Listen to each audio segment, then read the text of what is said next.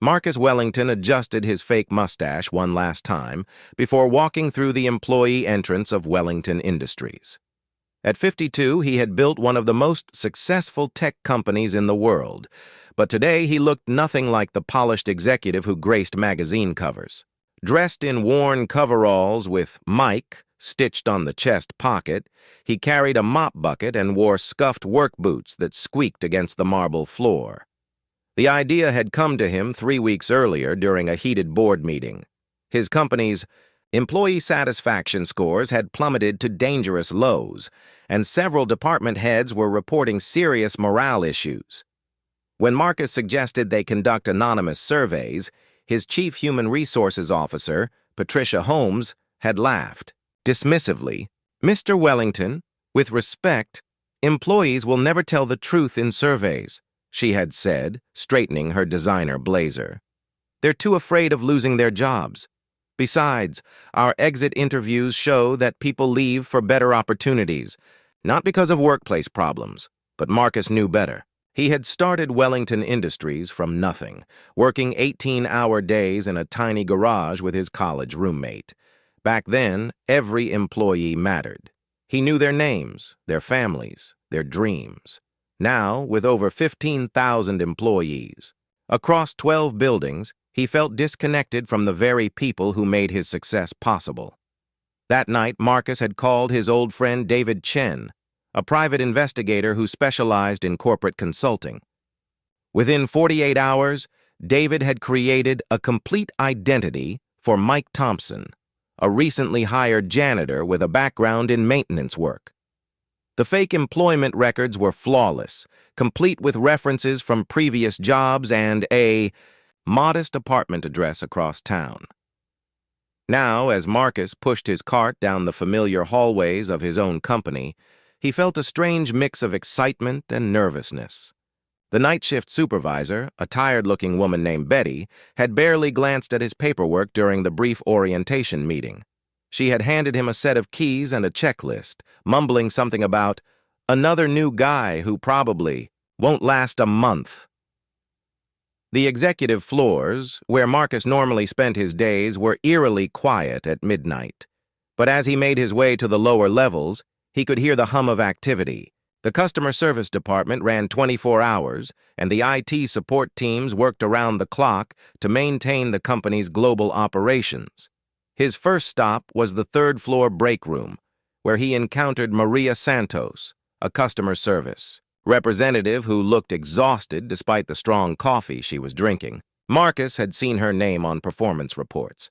She was consistently rated as one of their top employees, but seeing her up close, he noticed the dark circles under her eyes and the way her shoulders sagged with fatigue. "New janitor?" Maria asked, barely looking up from her phone. "Good luck. The last 3 guys quit within 2 weeks. This place eats people alive." Marcus continued mopping, but listened carefully as Maria spoke to her co-worker, Jennifer, who had just finished a difficult, call with an angry customer. "I swear, if one more person screams at me about something that's not even my fault, I'm going to lose it," Jennifer said, her voice shaking with frustration. "And the worst part is, management acts like we should just smile and take it. They have no idea what it's really like down here." "Tell me about it," Maria replied. "Did you see that memo about the new customer satisfaction initiative? Now we're supposed to follow up on every single complaint within 4 hours, even if we don't have the authority to actually fix anything. It's like they're setting us up to fail." Marcus felt his stomach tighten. He had personally approved that initiative just 2 weeks ago, based on a presentation from the customer service director who had promised it would streamline the complaint resolution process. Hearing about its real-world impact from the employees who had to implement it was eye-opening. As the night progressed, Marcus moved through different departments, emptying trash cans and cleaning offices while observing the late-night workforce. In the IT department, he overheard 2 programmers discussing a critical system update that had been rushed into production despite their warnings about potential bugs. One of them, a young man named Alex, was staying late for the 3rd night, in a row to fix problems that could have been avoided with proper testing time. "The executives just don't get it," Alex muttered to his colleague. "They see a deadline on a PowerPoint slide and think that makes it realistic. When we try to explain that good software takes time, they act like we're making excuses. Then when everything breaks, guess who gets blamed?" The security guards barely acknowledged Marcus as he moved between floors, which gave him unprecedented access to observe the company's nighttime operations. He discovered that several departments had developed unofficial workarounds for policies that looked good on paper but were impractical in reality. The accounting team had created their own system for tracking certain expenses because the official software was too slow and crashed frequently. The shipping department had printed out their own forms because the digital system often lost orders during busy periods. Around 3 in the morning, Marcus found himself cleaning the executive conference room where he had held countless meetings.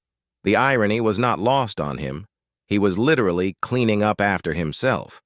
But as he wiped down the mahogany table where million-dollar decisions were made, he noticed something that had never occurred to him before. The room was completely isolated from the rest of the company, with thick walls and doors that muffled all outside sound. It was like an ivory tower, separated from the reality of daily operations. When his shift ended at 6 in the morning, Marcus felt emotionally drained. He had learned more about his company's problems in one night than he had in months of executive briefings. But this was just the beginning. He had planned to continue this charade for at least 2 weeks, and already he could see that every night would bring new revelations. As he walked to the parking garage, still in character as Mike the janitor, Marcus passed several early arriving executives, including his own vice president of operations. None of them gave him a second glance. To them, he was invisible, just another member of the cleaning crew whose work happened while they slept. This invisibility, Marcus realized, might be the most valuable tool he had ever possessed for understanding the truth about his own company. By his 3rd night as Mike Thompson, Marcus had developed a routine that allowed him to move through the building unnoticed while gathering intelligence about his company's real problems. He had also perfected the art of looking busy while actually listening to conversations that revealed the harsh realities his executive reports never mentioned. The breakthrough came when he was cleaning the Human Resources Department around 2 in the morning. Patricia Holmes, the same HR director who had dismissed his concerns about employee satisfaction, had left her computer unlocked. While emptying her trash bin, Marcus couldn't help but notice the spreadsheet displayed on her screen. The document, titled Termination Targets Q4, contained a list of employee names with notes about their performance issues and potential grounds for dismissal. What shocked Marcus wasn't the existence of such a list. Companies sometimes needed to address performance problems. What disturbed him were the reasons listed next to many names. Several employees were marked for termination not because of poor work quality, but because they had filed complaints about working conditions, requested reasonable accommodations for health issues, or had been vocal about safety concerns in their departments. One name on the list particularly caught his attention: Sarah Chen, a quality assurance manager who had apparently been marked for dismissal after reporting that her department was being pressured to approve products that didn't meet safety standards. Her note read, "Refuses to be a team player, consistently challenges executive decisions, find cause for immediate termination." Marcus remembered Sarah from company meetings. She had always been professional and thorough, asking detailed questions that sometimes made presentations run longer than scheduled.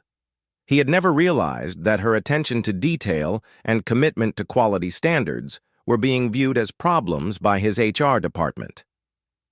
The next morning, during his regular CEO duties, Marcus decided to investigate further. He requested Sarah's personnel file and discovered a pattern of increasingly negative performance reviews that seemed to coincide with her safety reports. Previous evaluations had praised her work quality and attention to detail, but recent reviews criticized her for being inflexible and resistant to change. That evening, as Mike the janitor, Marcus made sure to work near the quality assurance department. He struck up a casual conversation with Sarah, who was working late to complete a product safety audit.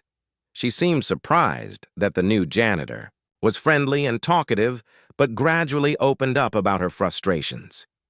"You know, Mike, I've been here for 8 years," Sarah said while reviewing test results on her computer. "I started right out of college, and I really believed in this company's mission to create products that make people's lives better. But lately, it feels like quality and safety are just obstacles to profit margins." Marcus continued cleaning nearby workstations while she talked.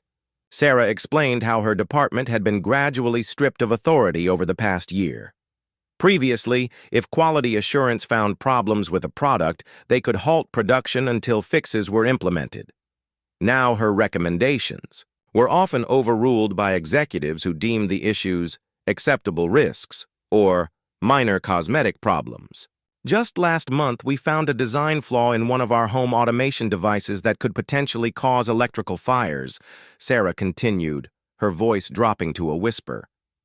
"I wrote a detailed report with photos and test data, but the product launched anyway. When I pressed the issue, my supervisor told me I was being overly cautious and needed to trust the executive team's judgment." Marcus felt his blood pressure rising as he listened to this story. The product Sarah was describing was one he had personally approved for launch, based on assurances from his production team that all safety concerns had been addressed.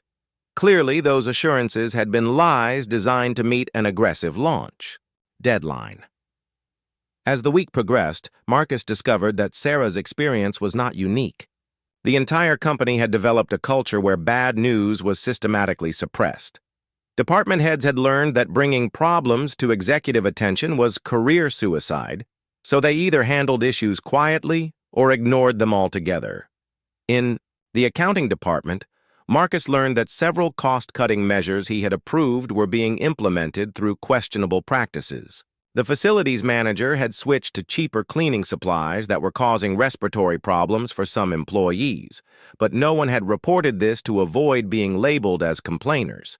The cafeteria had reduced food quality to meet new budget constraints, leading many employees to skip meals or spend their own money on outside food. The most disturbing discovery came when Marcus encountered Robert Hayes, a security guard who had worked for the company for 12 years. Robert was nearing retirement age and took pride in knowing every corner of the building. During a conversation in the parking garage, Robert revealed that he had been documenting safety violations and security concerns for months, but his reports were being ignored. "See that loading dock over there, Mike?" Robert pointed to an area where delivery trucks came and went throughout the day. "The lighting hasn't worked properly for 6 months. I've filed 14 work orders, but they keep saying it's not in the budget. Last week, one of our drivers slipped in the dark and hurt his back. You think anyone cared? They just hired a temp replacement and told him to be more careful." Robert also mentioned that several security cameras in the building were broken or positioned incorrectly, creating blind spots that could be exploited by thieves or worse. He had proposed a comprehensive security upgrade months ago, but the proposal had been rejected as non-essential spending. "The funny thing is," Robert continued, "I bet if someone broke in and stole a bunch of expensive equipment, the executives would suddenly find money for security improvements. But preventing problems? That's not how this place works anymore." These conversations were taking an emotional toll on Marcus. Every night brought new evidence that his company, which he had built with such care and attention to detail, had become the kind of corporate monster he had always despised. Worse yet, he was beginning to understand that his own leadership style was partly responsible for these problems. During board meetings and executive briefings, Marcus had always emphasized results and efficiency. He had praised managers who delivered projects on time and under budget, without asking too many questions about how they achieved these results. He had created a culture where short-term success was rewarded, even if it came at the expense of long-term sustainability or employee welfare. By the end of his first week as a janitor, Marcus had filled 3 notebooks with observations and concerns. But he was also developing a plan. The problems at Wellington Industries were serious, but they weren't unsolvable. He just needed more information before taking action, and he was certain that his undercover operation would provide the evidence he needed to make meaningful changes. The question now was whether he could maintain his disguise long enough to gather all the information he needed and whether he would have the courage to implement the dramatic reforms that would be necessary to fix his company's toxic culture.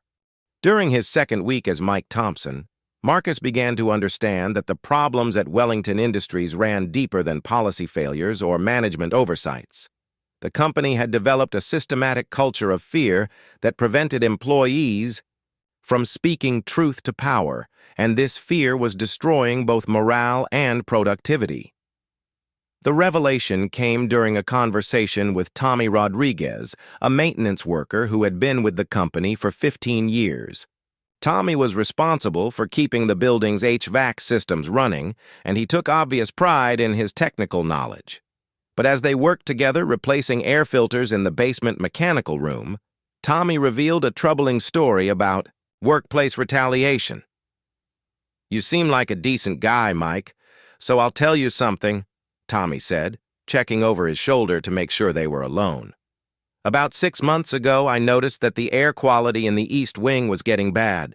Employees were complaining about headaches and breathing problems, so I did some investigating."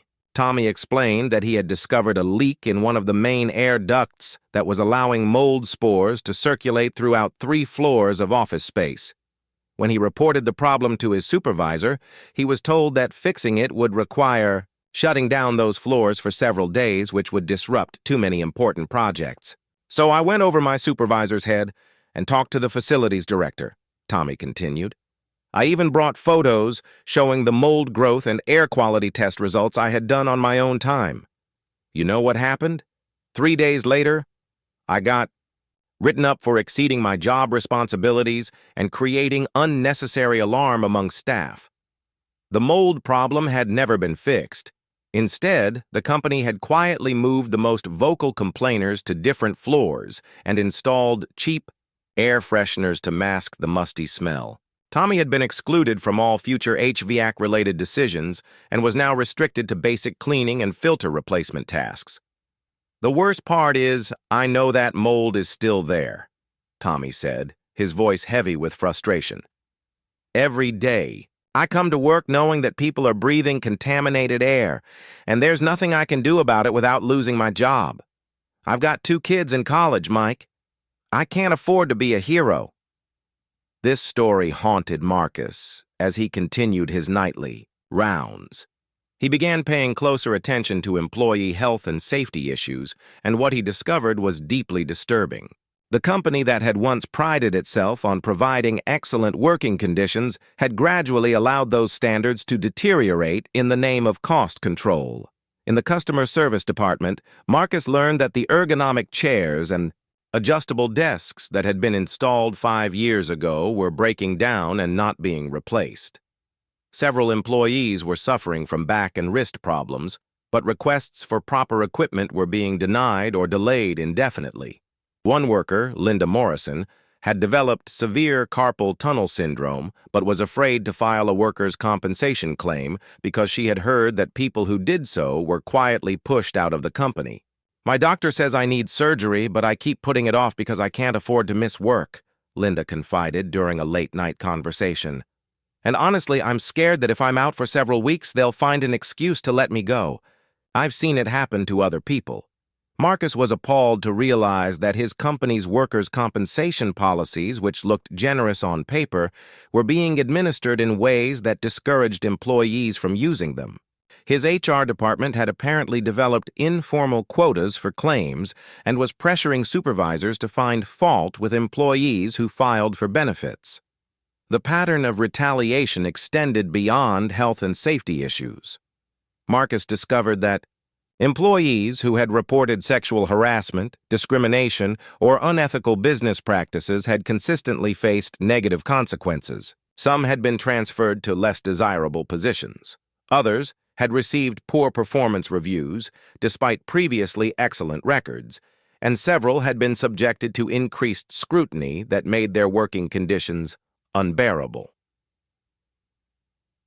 During his third week undercover, Marcus encountered Janet Walsh, an accounting supervisor who had been demoted after reporting that her previous manager was manipulating expense reports to hide cost overruns in his department. Janet now worked as a regular bookkeeper, despite having 15 years of experience and an MBA in finance.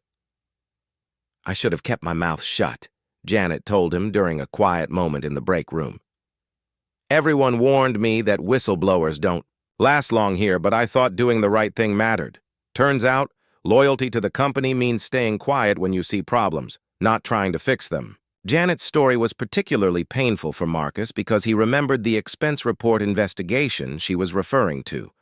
The manager she had reported, Greg Stevens, had been quietly transferred to another division with no reduction in pay or authority. Meanwhile, Janet had been painted as a difficult employee who couldn't work well with her team. These conversations were forcing Marcus to confront uncomfortable truths about his own leadership. He had always believed that he ran an ethical company where good employees were valued and protected. But the evidence was overwhelming that his management team had created a toxic environment where fear and self-preservation took precedence over honesty and quality work. The breaking point came when Marcus learned about the suicide attempt of David Park, a software engineer who had been struggling with depression and anxiety related to impossible work demands. David had been placed on a performance improvement plan after missing deadlines on a project that his entire team knew was understaffed and underfunded. The additional pressure had pushed him to a mental health crisis that resulted in a brief hospitalization. "The company sent flowers to the hospital," David's co-worker explained quietly. "But they also made it clear that if he couldn't handle the workload, they'd find someone who could. He's been back for 2 weeks now, and he looks like a ghost. We're all worried about him, but nobody knows what to do." Marcus realized that his company's employee assistance programs, which looked comprehensive in the HR manual, were actually designed more to protect the company from liability than to genuinely help struggling employees. Workers who sought mental health support were often subtly marginalized or viewed as potential problems rather than valuable team members who needed temporary assistance. As his third week as a janitor drew to a close, Marcus had documented dozens of serious issues that demanded immediate attention, but he had also identified the root cause of all these problems: a management culture that prioritized short-term profits and executive comfort over employee welfare and long-term sustainability. The question now was not whether changes needed to be made, but whether Marcus had the courage to implement reforms that would necessarily upset many of his senior managers and board members. The solutions would require admitting that his leadership had failed his employees, and that rebuilding trust would be both expensive and time-consuming. But as he looked at his notebook full of stories about dedicated employees who deserved better treatment, Marcus knew that he had no choice but to act. The only question was whether he should reveal his true identity immediately and risk having his findings dismissed as a publicity stunt, or whether he should continue gathering evidence until he had an ironclad case for comprehensive reform. The moment that changed everything happened on a Tuesday night during Marcus's fourth week undercover. He was cleaning the executive conference room when he overheard a phone conversation that made his blood run cold.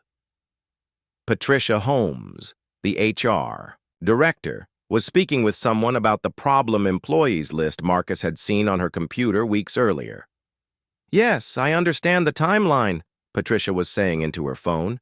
"We need to clear out at least 30 names by the end of the quarter.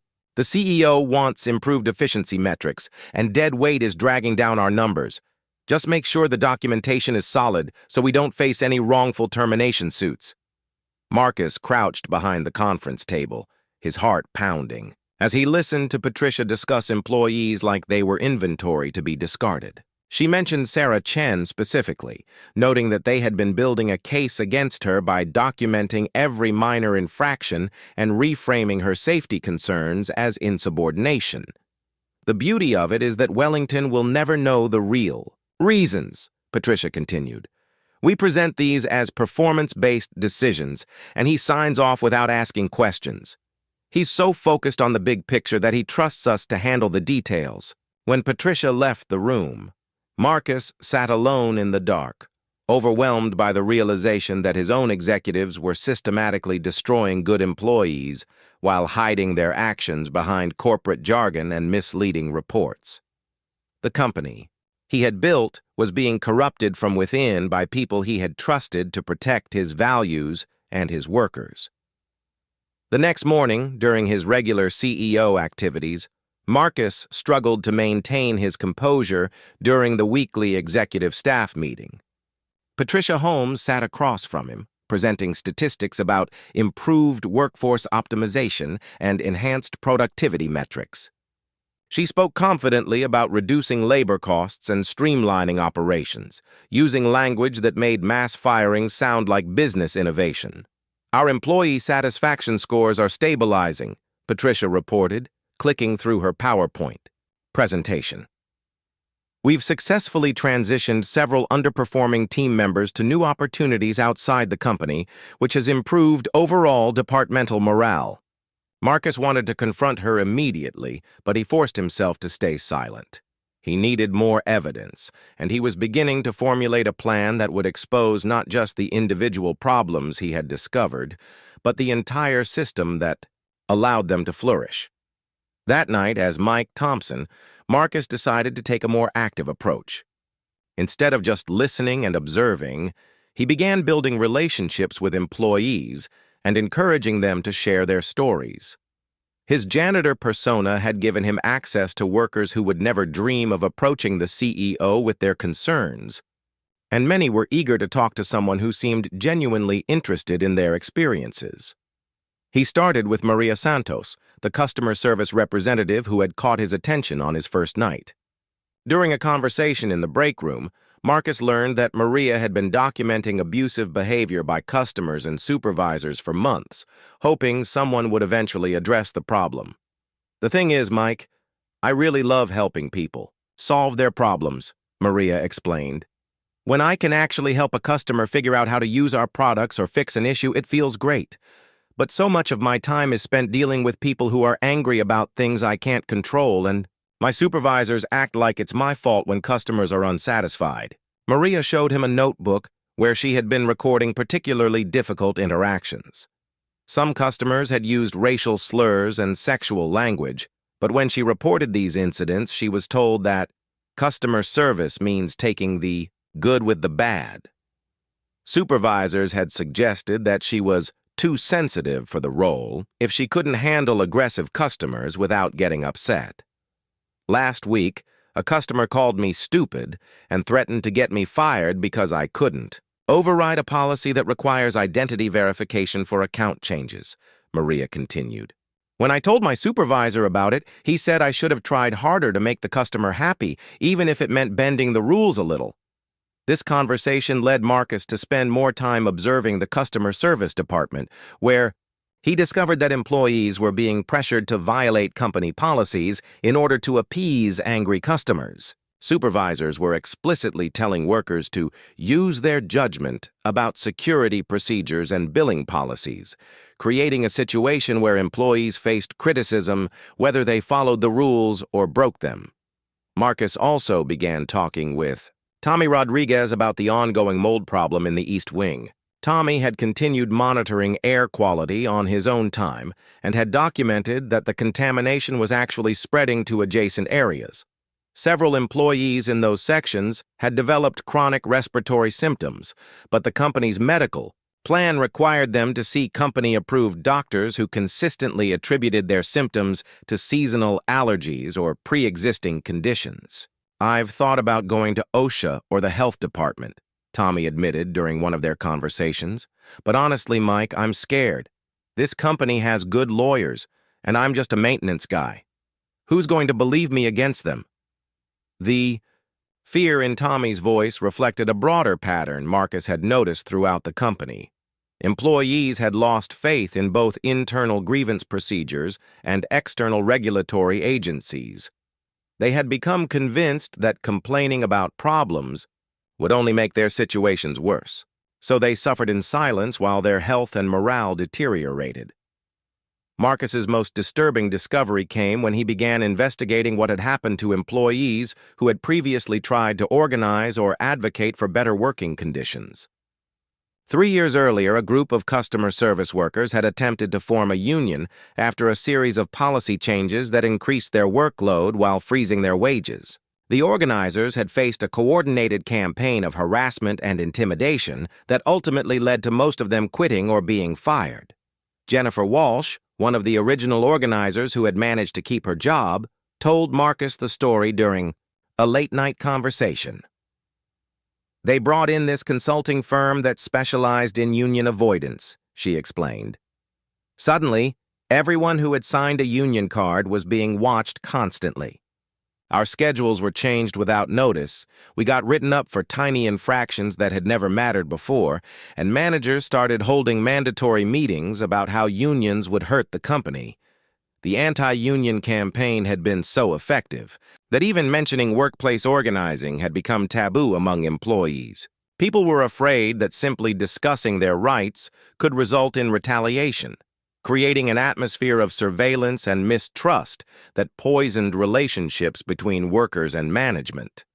As Marcus compiled this information, he realized that fixing Wellington Industries would require more than policy changes or management training.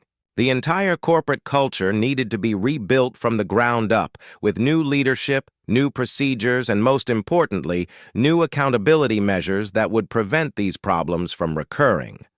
But first, he needed to gather enough evidence to protect the employees who had trusted him with their stories. He couldn't reveal his identity until he was certain that the people who had confided in Mike Thompson would be safe from retaliation. The challenge was building that protection without alerting the very executives who had created these problems in the first place. Marcus knew that his next moves would determine not just the future of his company, but the livelihoods of thousands of employees who deserved far better than what they had been receiving.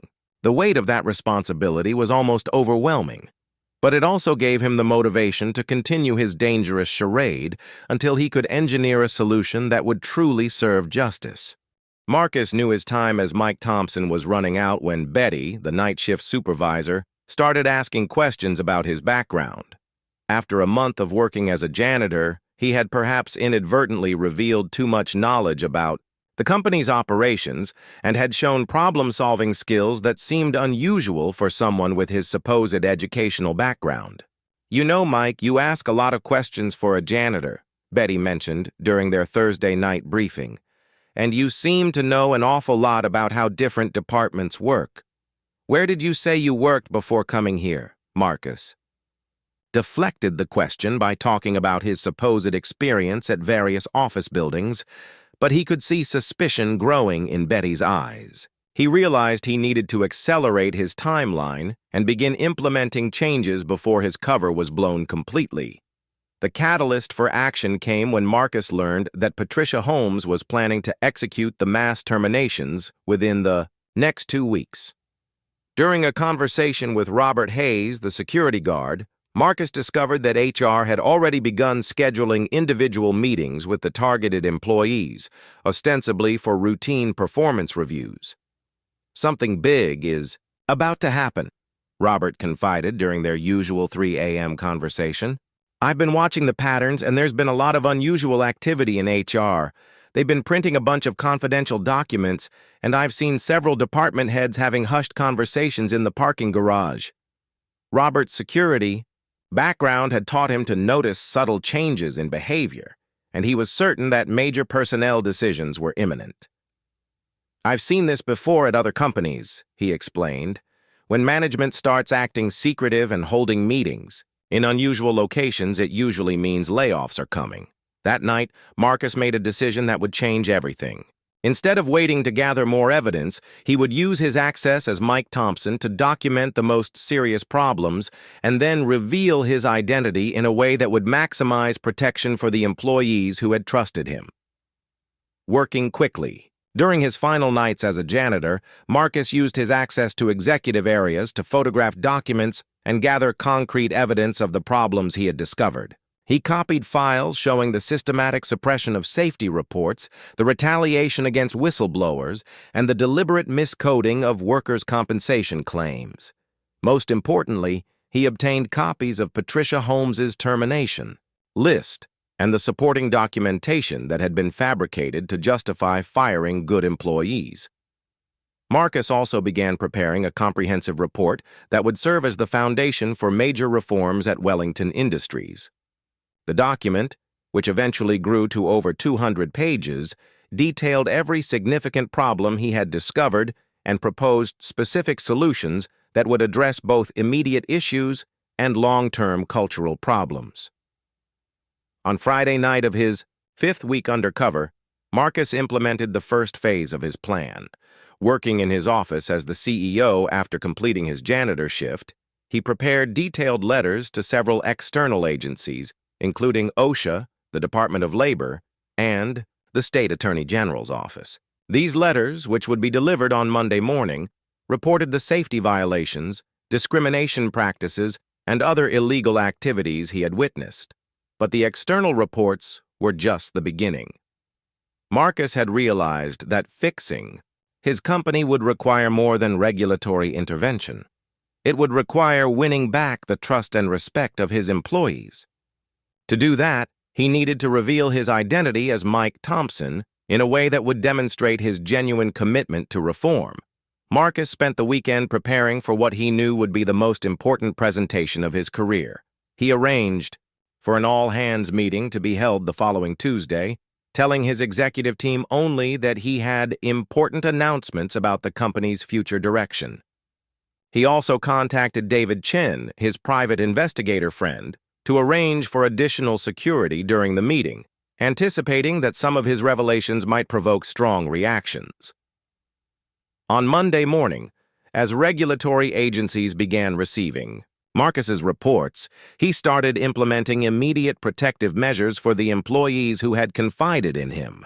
Working through his legal department, he quietly suspended Patricia Holmes and 2 other executives pending a comprehensive investigation. He also issued orders freezing all termination procedures and halting any retaliation against employees who had filed safety or discrimination complaints. The suspended executives were shocked by these sudden actions, but Marcus provided only minimal explanations, saying that serious allegations had been brought to his attention and that a thorough investigation was necessary to protect the company's interests. Tuesday morning brought chaos to Wellington Industries. News of the executive suspensions had leaked throughout the building, and employees were buzzing with speculation about what had happened. Some worried that the suspensions meant more layoffs were coming, while others hoped that management problems they had witnessed were finally being addressed.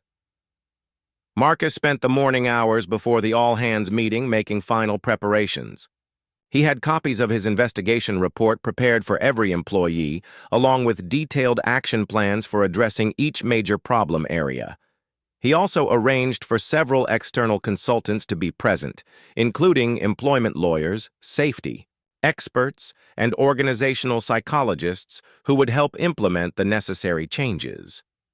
At 2 o'clock that Tuesday afternoon, Marcus walked onto the stage of Wellington Industries' main auditorium, facing nearly 2,000 employees who had gathered for the mysterious all-hands meeting. But instead of his usual business suit, he wore the same coveralls and work boots that he had worn as Mike Thompson. In his hand, he carried the mop that had been his constant companion for the past 5 weeks. The auditorium fell completely silent as employees tried to process what they were seeing. Many of the night shift workers who had known Mike Thompson were present, and their expressions of shock and recognition rippled through the crowd as people began to realize what had happened. "My name is Marcus Wellington, and I am the CEO of this company," Marcus began, his voice carrying clearly through the sound system. "But for the past 5 weeks, I have also been Mike Thompson, a janitor working the night shift in this building." The gasps and murmurs from the audience confirmed that his revelation was having the intended impact. Marcus could see Maria Santos, in the customer service section, her hand covering her mouth in amazement. Tommy Rodriguez was sitting with the maintenance crew, shaking his head in disbelief. Sarah Chin, who had been scheduled for termination, was staring at him with an expression of hope mixed with skepticism. "I want to begin by apologizing to every person in this room," Marcus continued. "The treatment you have received from this company's management, including myself, has been unacceptable. The working conditions, the fear of retaliation, the suppression of legitimate concerns, all of these problems occurred because I failed in my most basic responsibility as a leader. To listen to and protect the people who make this company successful."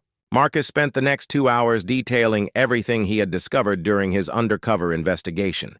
He named specific executives who had created toxic working conditions, read from documents showing systematic discrimination and safety violations, and presented evidence of the retaliation that had silenced employee voices for years. But more importantly, he outlined comprehensive changes that would begin immediately to address these problems and prevent them from recurring. The transformation of Wellington Industries began immediately after Marcus's shocking revelation. Within hours of the all-hands meeting, news outlets across the country were reporting the story of the billionaire CEO who disguised himself as a janitor to uncover problems in his own company. But Marcus wasn't interested in the publicity. He was focused on keeping the promises he had made to his employees. The first major change came within 48 hours.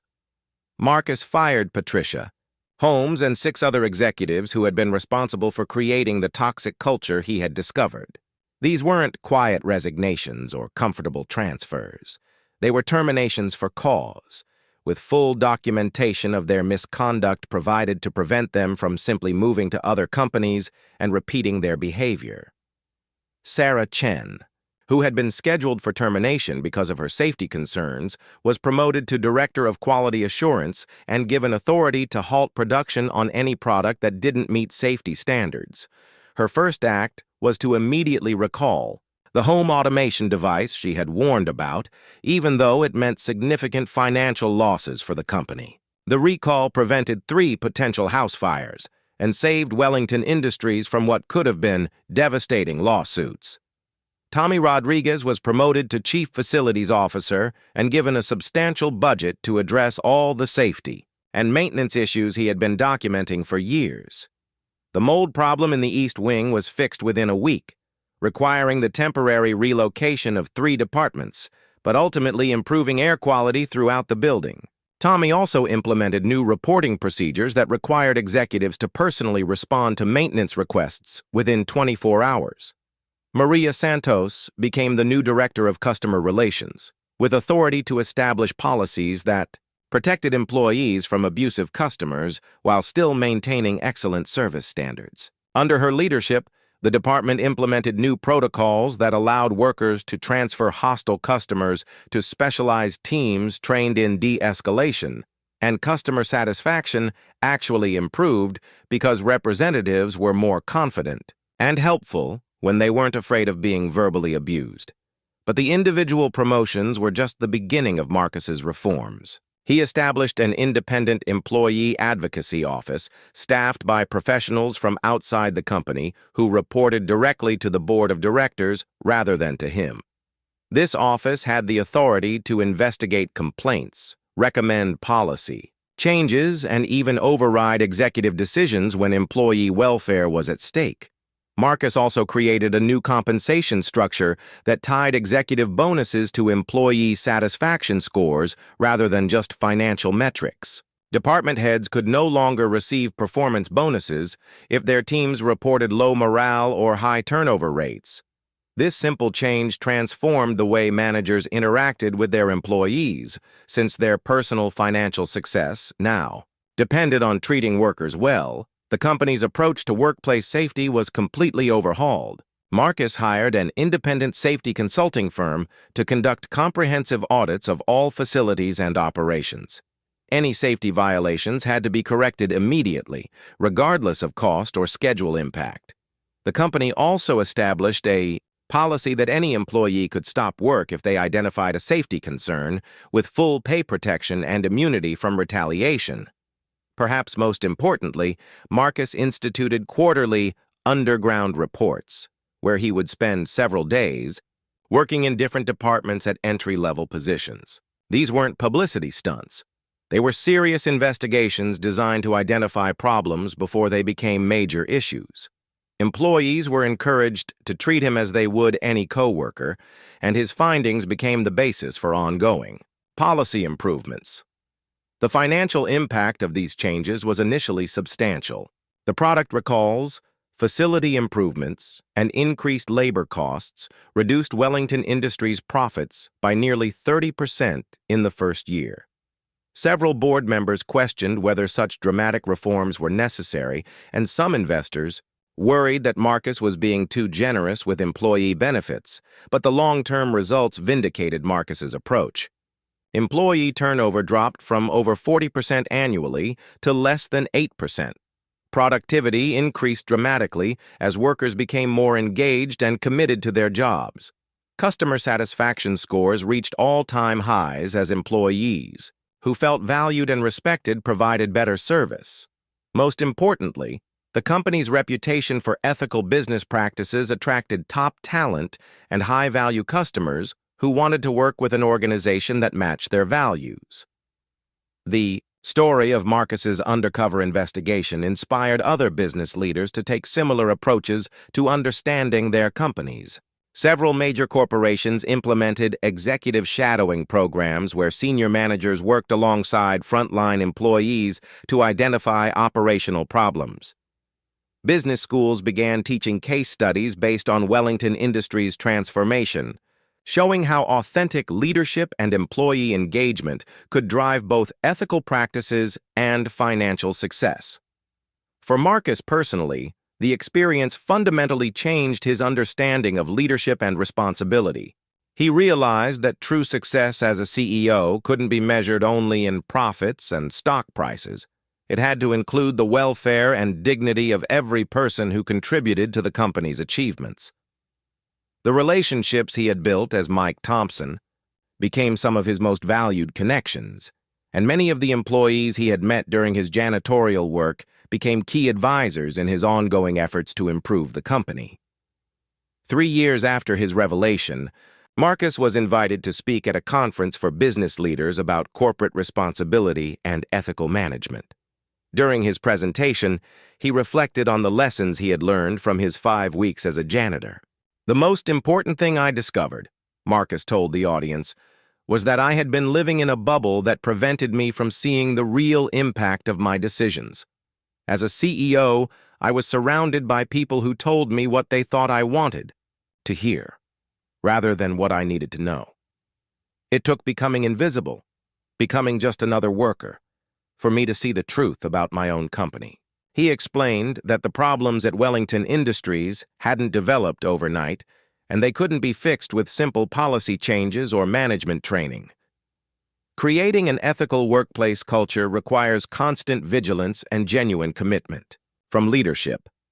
It means being willing to sacrifice short-term profits for long-term sustainability, and it means treating every employee as a valuable human being rather than just a resource to be optimized. The audience was particularly interested in Marcus's advice for other executives who wanted to better understand their organizations. "You don't necessarily have to disguise yourself as a janitor," he said with a smile. "But you do need to find ways to hear from employees who wouldn't normally have access to you. The further you are from the front lines of your business, the more likely you are to make decisions based on incomplete or misleading information." Marcus concluded his presentation by emphasizing that the transformation of Wellington Industries was an ongoing process, not a one-time fix. Every day we have to make choices about what kind of company we want to be. Do we want to be a place where people are afraid to speak up about problems? Or do we want to be a place where employees feel empowered to make things better? Do we want to prioritize the comfort of executives? Or do we want to prioritize the welfare of everyone who contributes to our success? The standing ovation that followed Marcus's presentation reflected not just admiration for his courage in confronting difficult truths, but recognition that his approach offered a model for other leaders who were serious about creating workplaces that served both human dignity and business success. The billionaire, who had once been isolated from his employees by wealth and position, had become a powerful advocate for the transformative potential of authentic leadership and genuine empathy. Years later, Wellington Industries remained one of the most sought-after employers in the technology sector, known not just for innovative products and competitive compensation, but for a culture that valued honesty, safety, and mutual respect. The company's success proved that treating employees well wasn't just the right thing to do. It was also the smart thing to do for any organization that wanted to thrive in the long term.